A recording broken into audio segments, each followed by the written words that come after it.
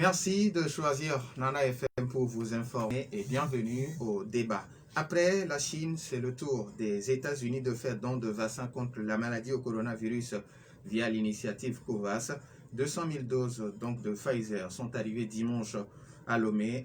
Elles ont été réceptionnées à l'aéroport de Lomé par le ministre en charge de la Santé, Moustapha Mijiawa, et l'ambassadeur américain Eric Williams Stromaher.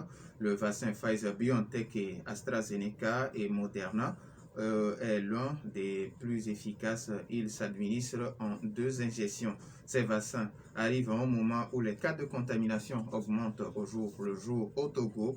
Quelle est à ce jour la situation de la campagne de vaccination et quelles sont les nouvelles mesures éditées par le gouvernement pour barrer la voie au coronavirus? Ce sont les interrogations qui seront les nôtres ce matin. Pour en parler, nous recevons en studio le professeur Adjo, comme il est professeur agréé en pneumologie. Professeur, bonjour. Bonjour chers auditeurs, chères auditrices. Alors, merci pour votre disponibilité. Merci de nous accueillir dans vos studios ce matin et merci pour tout ce que vous faites dans cette pandémie. Alors, les auditeurs auront la possibilité de réagir via le 91 09 71 71 ou le 96 61 58 58 dans une vingtaine de minutes. Assisté à la mise en onde par Nestor Glo, je suis Norbert Douradi. Le débat de Nana FM, c'est parti.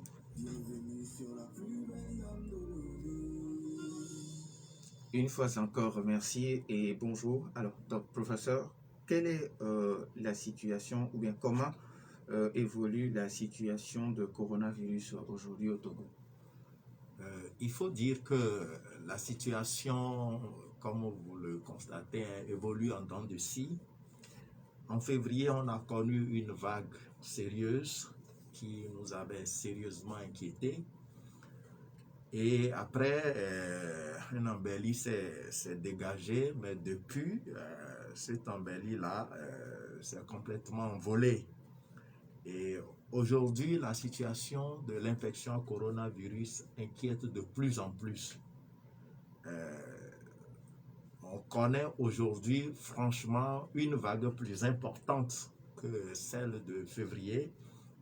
Vous pouvez vous rappeler de ce chiffre il y a 4 jours où on est allé jusqu'à 360 cas de contamination en une journée. Cela montre tout simplement que les choses peuvent s'empirer encore et nous interpelle chacun à son niveau à faire quelque chose. Les chiffres, on est à plus de 3000 cas actifs à l'heure actuelle. À quoi est due la hausse actuelle des cas de contamination? Alors, il faut dire qu'il y a 2 éléments principaux qui expliquent probablement cette vague-là. La première, c'est le relâchement général qu'on observe si vous passez au niveau des carrefours, si vous voyez les voitures passer. Et les voitures sont pleines à craquer avec des passagers le plus souvent sans masque. Les regroupements ont repris de plus belle et sans véritable mesure de distanciation.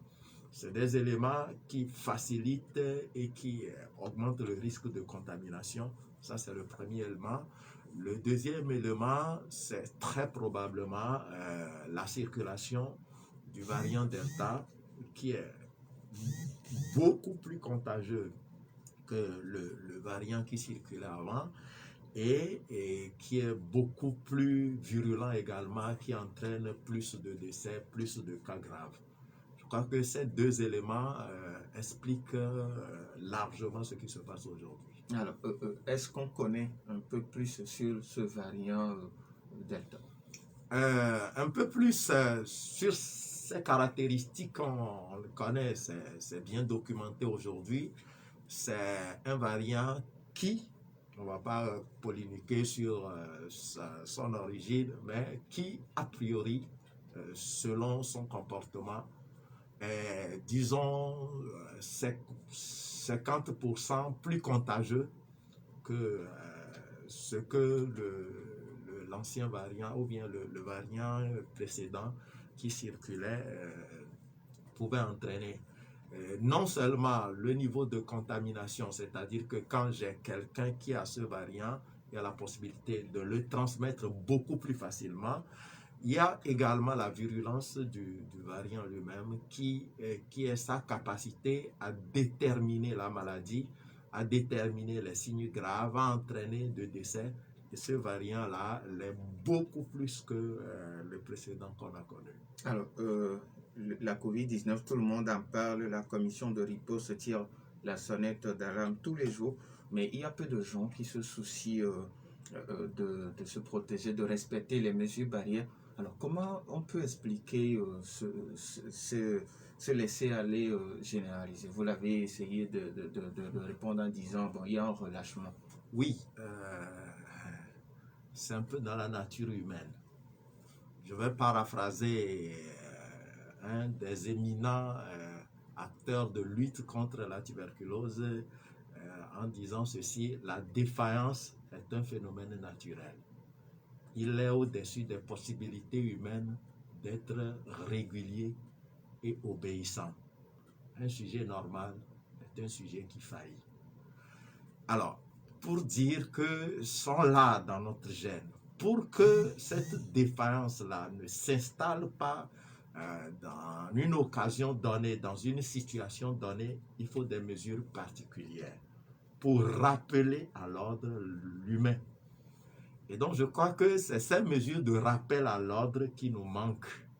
Et aussi longtemps qu'il n'y aura pas de vraies mesures assez efficaces, assez continues de rappel à l'ordre, il y a quelques rares individus très sensibilisés, très stressés, très inquiets qui vont respecter les mesures barrières, mais la majorité des humains vont laisser tomber. Ça, c'est dans notre nature humaine.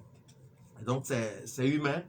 Et il y a également ce qui est de la perception du danger. Plus vous côtoyez plus longtemps le danger, plus vous commencez par l'intégrer dans votre mode de fonctionnement et à ne plus le traiter comme cela se doit. Et je crois que ces deux éléments-là expliquent un peu le relâchement qu'on a. Mais comme je l'ai dit, c'est un danger réel, c'est une épée de Damoclès qu'on a sur la tête. Et non seulement c'est pas sur la tête des individus individuellement, parce que quand tu es contaminé et que tu ne prends pas les mesures qu'il faut, tu risques de mettre en danger la vie des autres. Je crois qu'il va falloir absolument que ce que j'ai appelé tout à l'heure les mesures de rappel à l'ordre qui amènent l'homme défaillant à ne pas être défaillant, il va falloir y travailler beaucoup plus. Alors, comment se fait aujourd'hui la prise en charge des contaminés? Ah oui, c'est un gros problème parce que l'État a quand même pris ses dispositions, le savait, avec la création des centres de prise en charge, avec le plus grand centre, le mieux équipé, qui est le CHR Lomé Commune. Et en dehors de ça, on sait qu'il y a d'autres centres de prise en charge à l'intérieur du pays qui prennent en charge des patients moins graves. Mais les capacités de ces centres-là ne sont pas illimitées. Et on est dans un pays à ressources limitées, et donc cela va de soi. La prise en charge continue. Le personnel de santé, bien que très éprouvé, bien que dépassé, fatigué, continue de faire ce qui doit se faire. Mais vous pouvez sûrement l'attendre dire à la plainte des gens, c'est que quand vous avez plus de malades, vous ne pouvez pas tout le monde, vous pouvez pas prendre tout le monde. En réanimation au CHR Lomé Commune, on a une capacité de 30 lits où on peut faire la vraie réanimation. Mais ces derniers temps, c'est tout le temps occupé. Il y a la file d'attente qui ne cesse de s'allonger. Il y a des patients, malheureusement, qui veulent arriver, qui doivent arriver, mais pour qui on n'a pas de place. C'est une situation qui inquiète, d'autant plus que les choses peuvent s'empirer si on ne fait rien. Et donc, c'est dire quand même que des dispositions ont été prises pour la prise en charge correcte des gens, mais les capacités vont être dépassées, sont déjà dépassées, vont l'être encore plus si on ne prend pas mesure, si on ne fait pas très attention à ce que nous faisons. Alors, il y a aussi des cas où on dit des cas dits d'asymptomatiques où ces gens-là sont pris en charge chez eux à la maison. Est-ce qu'il y a de ces cas aujourd'hui? Ah oui, ah oui, ah oui. Ce qu'on prend aujourd'hui au CHR Lomé Commune, ce n'est que des cas graves. Au départ, on prenait tout le monde parce que l'affluence n'était pas, la demande n'était pas élevée. Mais aujourd'hui, on est dans une situation où si vous n'avez rien, si vous vous pointez, on vous dit, monsieur, on peut vous gérer à la maison, on vous retourne à la maison. Et donc, de plus en plus, il y a des cas qui se gèrent à domicile. C'est le lieu également de le repréciser quand on dit qu'on est soigné à domicile. Ça ne veut pas dire qu'on n'a rien. Ça ne veut pas dire qu'on n'est pas un danger pour les autres si on ne fait pas attention. Nous, ceux qui sont dans ces situations, ont la chance d'avoir la forme qui n'est pas grave du tout et la forme avec laquelle ils peuvent tout faire presque, mais ils ne doivent pas perdre de vue qu'ils peuvent contaminer des gens autour d'eux et qui peuvent, suite à cette contamination-là, faire des formes graves et en mourir. Et c'est ce qui m'amène même à demander si la prise en charge à domicile ne fait pas grandir les cas de contamination, parce que bon, celui qui est chez la personne qui est chez elle à la maison se dit bon, je n'ai rien, je peux sortir. Est-ce que ça ne fait pas augmenter les cas? Oh, je partage entièrement ce point de vue. Ça a été personnellement et avec certains de mes collègues notre inquiétude majeure qui a fait que nous, au moment où on allait passer à cette stratégie-là, on n'était pas très pour. Parce que on se connaît. Quand on n'a pas posté un agent de force de l'ordre devant votre maison pour vous empêcher de sortir, et surtout quand on a vu ce qui se passait au CHR Lomé Commune au début, c'est des gens asymptomatiques, des gens qui n'ont rien, qui vous insultent tout le temps et qui disent que vous les prenez en otage à l'hôpital parce qu'ils n'ont rien et qu'ils veulent partir. Donc, on se disait, ces mêmes personnes, si vous les laissez chez eux, il faut être bon et penser qu'ils vont rester tranquillement chez eux sans faire ce qu'ils veulent faire. Donc, oui, c'est possible, c'est très probable que ces gens-là contribuent à propager davantage la maladie, mais on n'a pas de choix. Vous voyez, en une journée, on a eu 360 cas, vous les gardez tous où? C'est, quand vous voyez, de par le monde, ça a été la stratégie. À un moment donné, c'est les cas graves qu'on garde à l'hôpital. On sensibilise les malades qui n'ont pas de signes à faire attention, à rester chez eux. Mais je vous assure que sans mesure dissuasive, il y a certains qui le feront, mais il y en a qui feront toujours comme ils veulent. Alors, quelle est à ce jour, professeur, la situation de la vaccination? La vaccination se poursuit. Nous avons connu un moment de tension sur le vaccin AstraZeneca où des gens ont reçu la première dose et sont en attente de la deuxième dose. Le temps s'est écoulé parce qu'au départ, selon les études, cette deuxième dose-là devait être reçue dans les 8 semaines. Les 8 semaines sont passées. Mais aujourd'hui, ce qu'on peut leur dire pour les rassurer, c'est que les études ont montré clairement que ce délai entre les deux doses peut aller jusqu'à 16 semaines. Et donc, les grands pays sont passés là. Le Canada utilise cette stratégie-là. Et donc, ceux qui n'ont pas encore fait les 16 semaines dépassées ne doivent pas s'inquiéter.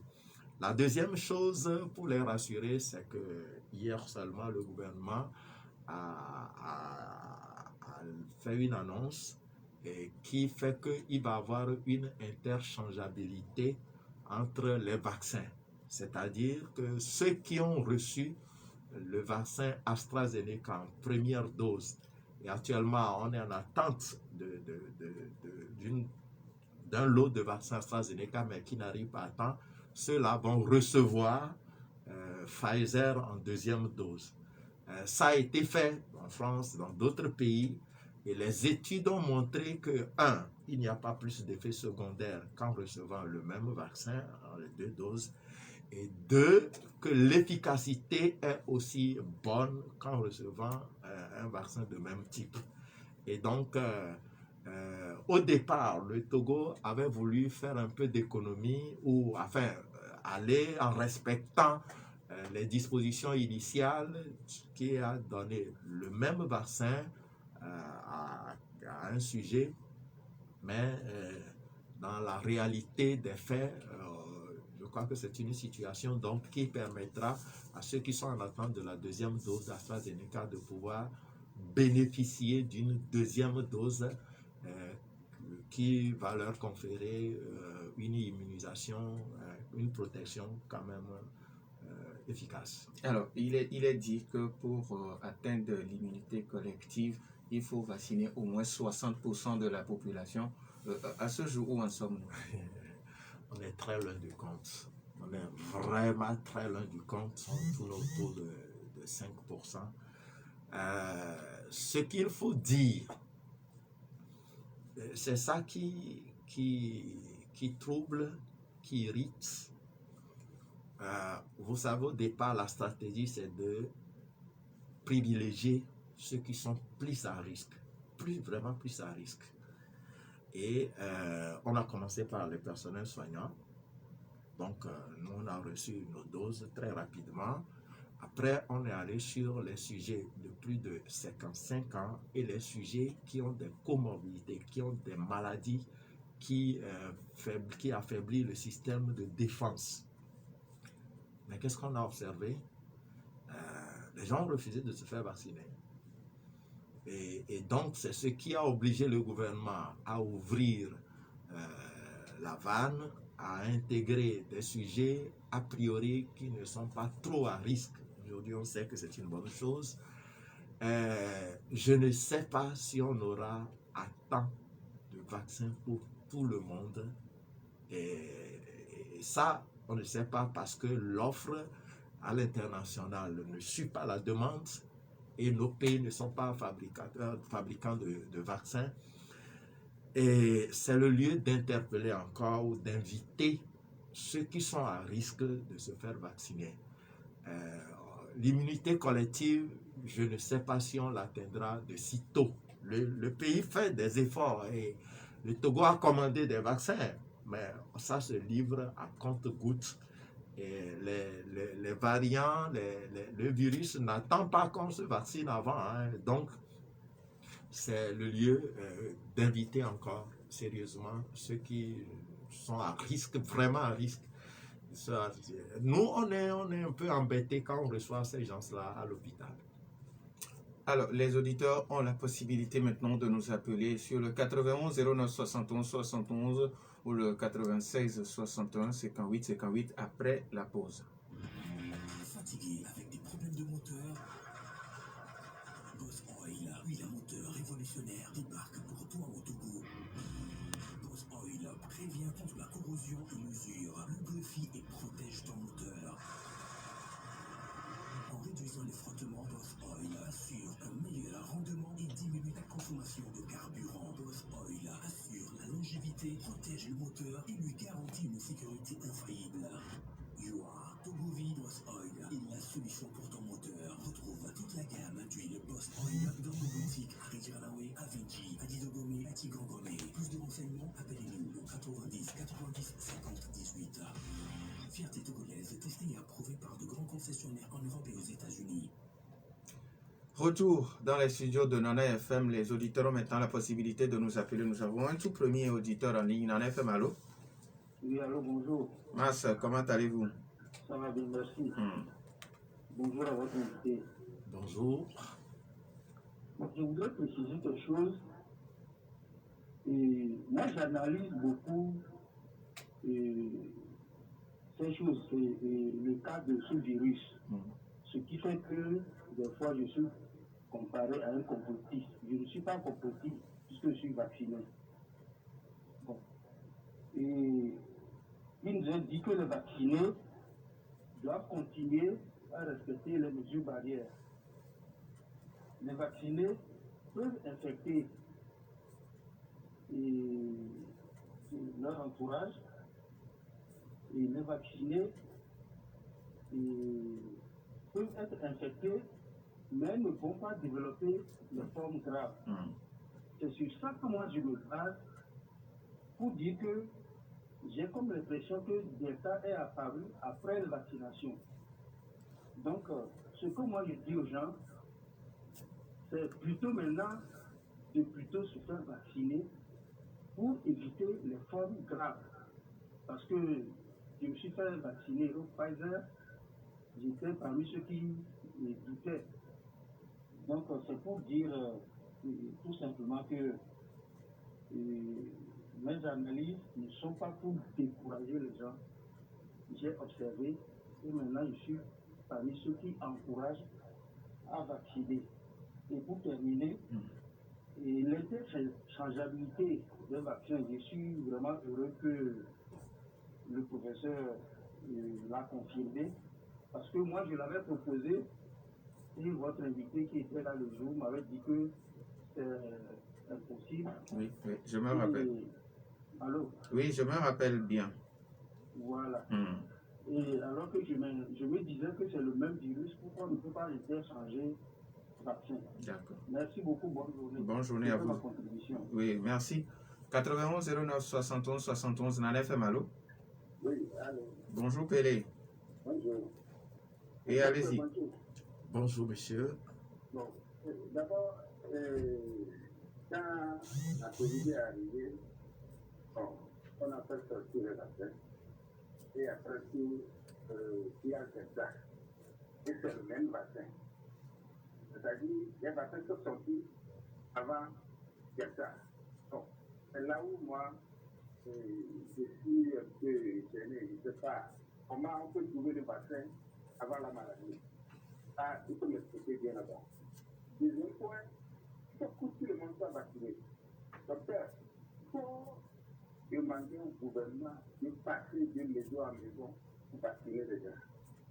Je pense que si vous passez dans un foyer et que ce foyer ne veut pas se vacciner, tant pis. Si vous faites une histoire concernant que cette maison-là n'est pas vaccinée. Et qu'on doit savoir qui n'a pas vacciné ou qui est vacciné. Parce que, à la vue de les choses, on tend vers la vaccination obligatoire. Et ce qui dit, quand on dit obligatoire, ce qui gêne le gouvernement, c'est parce que le gouvernement n'a pas la possibilité de vacciner tout le Togo. Donc, vous n'avez pas ce pouvoir-là. Donc, je pense que c'est ça qui freine et que vous ne pouvez pas vacciner obligatoirement. C'est très faux. Merci. 91 09 71 71, nous avons un autre auditeur. En FM, allô? Allô, bonjour. Bonjour Michel. Et comment vous allez? Je vais bien et vous? Bonjour, ça va. Bonjour à l'invité. Bonjour, franchement, quand j'écoute notre invité, professeur, je suis hyper déçu. Parce que je crois qu'il y a des petits blancs qui ont des diplômes inférieurs, qui font des études, prennent des mesures et nous envoient ici et nous ne faisons pas de contre-expertise. Et puis bon, nous on adopte quoi. Et franchement, monsieur Norbert, Oui. après Delta, vous aurez Alpha. Vous aurez Gamma. Je vous assure, ça, soyez sûr. Et vous verrez. C'est parce qu'à un moment donné, les gens seront fatigués de cette Delta, Alpha, Gamma là. Et vous verrez. Ce que je veux dire, moi, je ne nie pas la maladie. Mais quand il y a un problème et que vous devez courir, il faut au moins, si vous ne savez pas courir, il faut savoir vous cacher. Jusqu'au jour d'aujourd'hui, quand est-ce que nos services ici ont au moins fait un travail de recherche, de contre-expertise pour voir qu'est-ce qui se passe en réalité. Quand vous voyez même le professeur, le colonel, la fois passée, encore dans sa conférence de presse, avait dit que des gens qui ont refusé de se faire vacciner et qui étaient avec des comorbidités, c'est eux encore qui étaient des victimes. Alors, qu'est-ce que cela veut dire indirectement? Dès le début, on a toujours dit les morbidités, les vulnérables. Mais comment est-ce que les gens sont nés avec des trucs vulnérables? On ne n'est pas vulnérable, mais on le devient par faute de soins appropriés dans nos hôpitaux. Moi, je dis, pour régler un problème, on ne va pas régler un problème en aval ici et laisser la base en amont. Il va falloir que, franchement, on fasse l'effort de revoir les soins appropriés aux gens. Vous allez voir qu'on parle seulement des décès de Covid. Mais quand on a sorti les enquêtes sur les accidents, les gens ont tué. Mais ça, c'est la petite partie de l'iceberg. Regardez les autres affections. Si les professeurs peuvent nous présenter ce que se passe au niveau des décès des autres affections, nous serons très contents d'accueillir les comptes macabres de Covid. Merci beaucoup. Merci à vous, Michel. Nous avons un autre auditeur en FM, allô? Allô? Oui, Papa Sibiti. Papa Sibiti, bonjour. Bonjour, professeur. Bonjour, monsieur, oui. Vous savez, en tant que papa et expérimenté, je ne suis pas de l'orgueil. Le discours, le dialogue, c'est terminé. Il faut passer à l'acte. Le vaccin est là. Pour éviter la maladie, ce qui conduit à la mort. Et quand on enterre, vous voyez comment on dit, quand on vient enterrer un Covid-19, c'est malheureux. Il faut pas faire ça. Il faut penser au vaccin, qu'il soit AstraZeneca, quoi.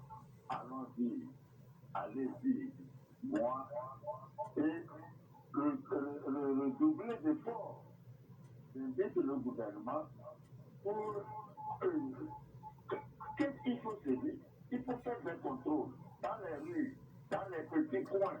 Et ceux qui n'ont pas porté le vaccin et les babettes là, il faut les réprimer. Parce que sinon, il ne sert à rien. Le président, il est là, il se bat tous les jours, les médecins sont là, ils se battent, les radios sont là, ils se battent. Et encore, la maladie, il se dit, il ne faut pas.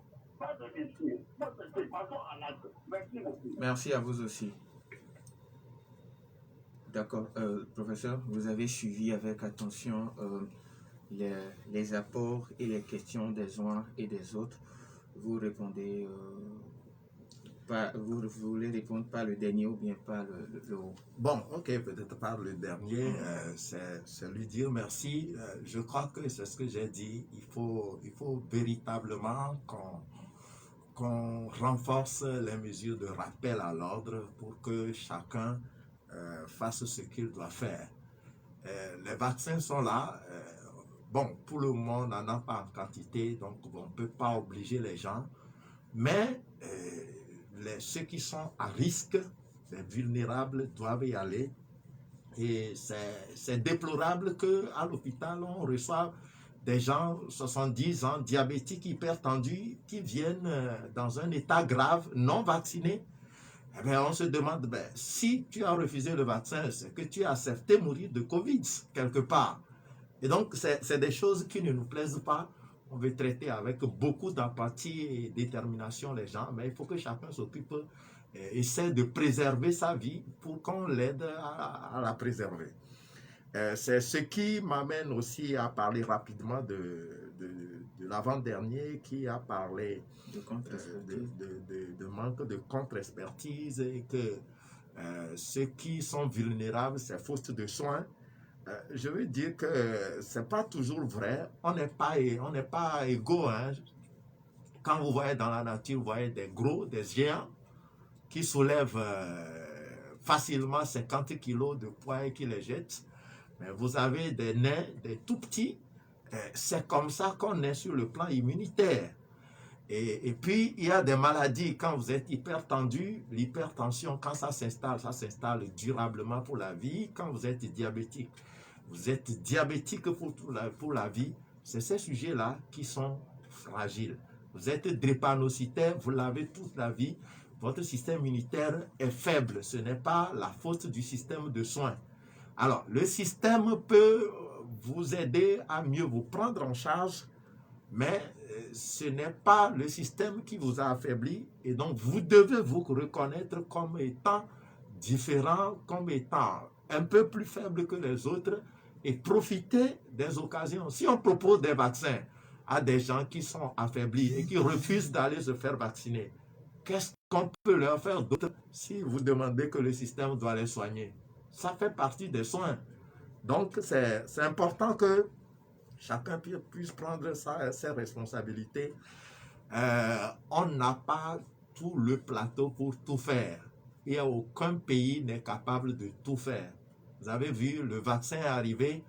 La France, qui est un grand pays, n'a pas pu fabriquer son propre vaccin. Est-ce que ça veut dire qu'il ne faut pas profiter des offres, des possibilités qui viennent d'ailleurs? C'est ce que tout le monde fait. On est en période de crise, en période de danger. Faisons ce qu'il faut. Après, on peut parler de ce qu'il faut préparer pour l'avenir. Alors, passer de maison en maison pour vacciner, c'est une bonne chose. Mais pour le moment, les centres sont là, ouverts.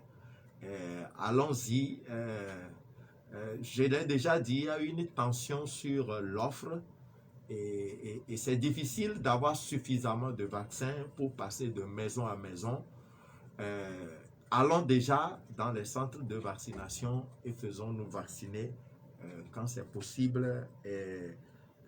Le moment peut-être viendra quand on aura suffisamment de vaccins de passer de maison à maison pour faciliter l'accès aux gens qui ne veulent pas se déplacer. Il continue, surtout Pelé qui continue en disant que lui ne comprend pas le fait qu'après que les vaccinations aient commencé, on parle de mutation, qu'il ne comprend pas. Oui, c'est peut-être qu'il n'est pas le domaine, c'est cela.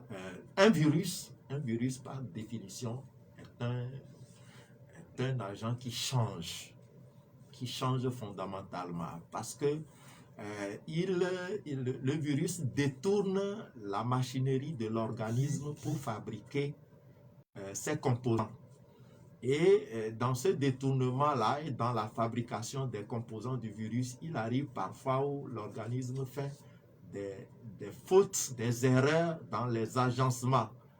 Et quand il y a erreur, eh bien, le virus qui naît de cette erreur-là est un virus qui est différent, un peu différent du virus initial. Et donc, les erreurs s'assurent quand vous-même vous avez votre virus, à l'intérieur de votre corps, tout n'est pas homogène. Vous avez des variants, des petits variants, mais c'est quand l'erreur est assez importante pour entraîner un changement fondamental, c'est en ce moment-là que ça devient inquiétant. Et donc, les variants, ça arrive tout le temps avec les virus. Quand vous prenez le virus de la grippe, chaque année, on est obligé de fabriquer un vaccin contre la grippe parce que au bout d'une année, les virus grippaux qui circulent sont largement différents des virus grippaux de l'année précédente. Donc, pour que le vaccin soit efficace, il faut le réajuster. C'est la même chose qu'on observe avec COVID-19, sauf que pour le moment, les variants ne sont pas tellement différents au point que les vaccins dont on dispose aujourd'hui ne soient pas vraiment efficaces. Mais on s'attend dans le monde scientifique qu'un jour va arriver où on sera obligé de retoucher un peu au vaccin pour que ça réponde mieux. C'est comme une clé, une serrure. Hein? Quand vous utilisez la clé avec le temps, quand la clé s'use, vous la mettez dans la serrure, il faut l'ajuster, ça ne s'ouvre plus aussi facilement. Et donc, c'est ce qui se passe avec le virus, avec le temps. Les changements, les petits changements font que les vaccins peuvent ne plus être très efficaces, mais ce n'est pas le cas aujourd'hui. Les vaccins dont on dispose sont assez efficaces sur les variants qui circulent. D'autres variants apparaîtront, ça c'est trop sûr, c'est dans l'ordre naturel de la vie d'un virus. Alors, il y a Musk qui apprécie l'interchangeabilité des vaccins. Oui, je suis d'accord avec lui, on l'attendait. Bon, c'est arrivé. Au départ, on ne connaissait pas tous des vaccins, c'est ce qu'il faut dire. Vous avez souligné qu'il y a eu un interlocuteur qui avait dit que ce n'était pas possible. Au départ, on ne savait pas. Ceux qui fabriquaient les vaccins ne pouvaient pas le dire parce qu'ils n'avaient fait aucune étude là-dessus. Mais chemin faisant, la question s'est posée et les chercheurs ont fait des études. Ils ont administré les 2 vaccins différents à des gens. Ils les ont suivis pour voir les effets secondaires qu'ils auront, est-ce qu'il y en a plus. Ensuite, ils ont mesuré la production d'anticorps.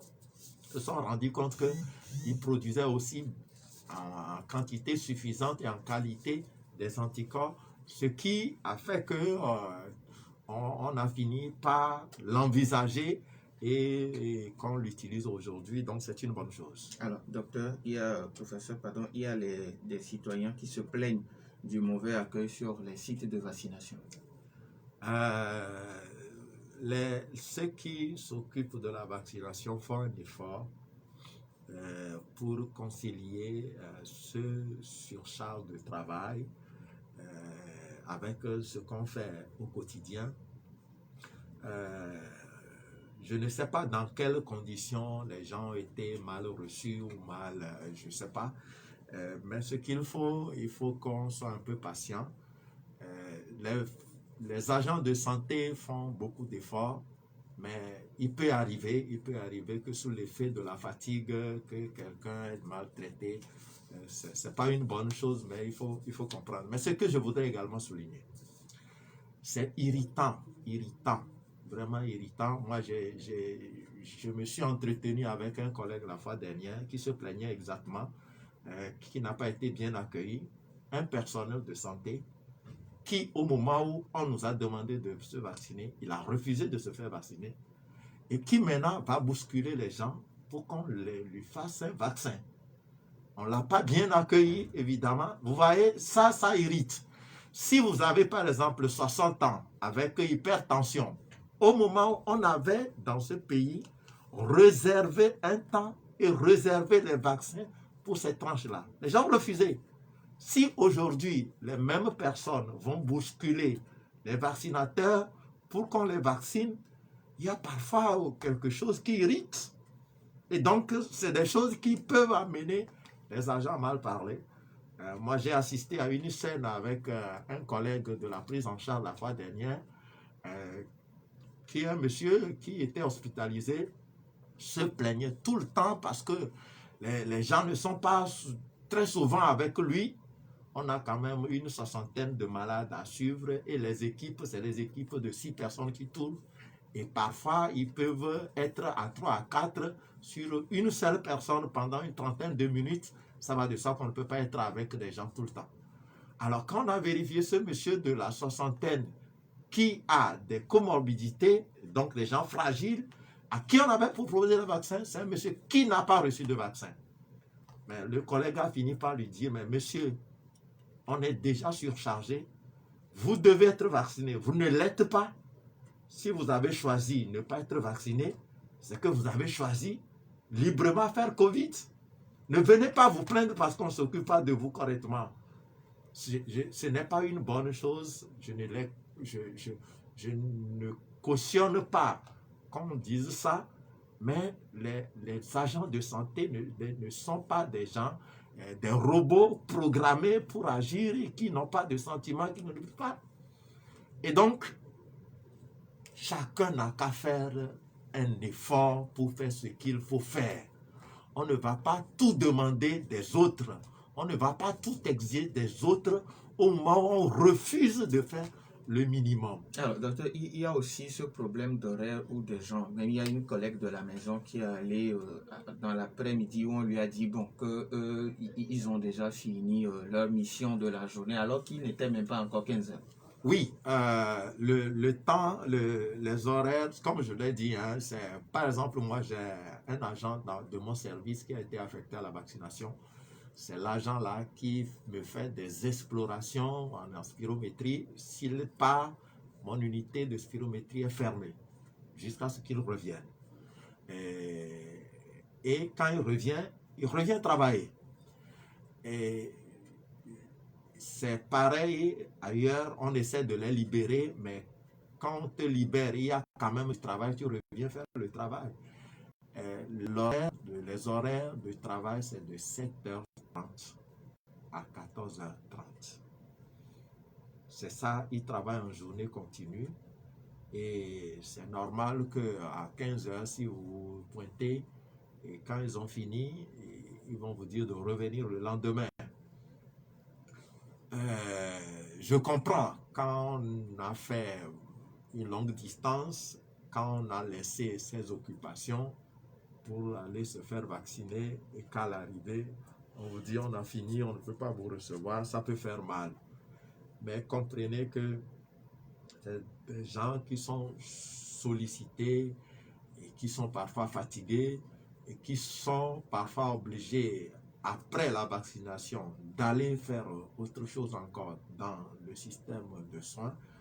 Et prenons l'habitude d'aller assez tôt pour ne pas vivre cette situation. On comprend que ça ne puisse pas plaire aux gens, mais c'est un peu ça. Alors pourquoi ne pas demander au gouvernement de recruter encore beaucoup plus de médecins parce que vous êtes en nombre insuffisant?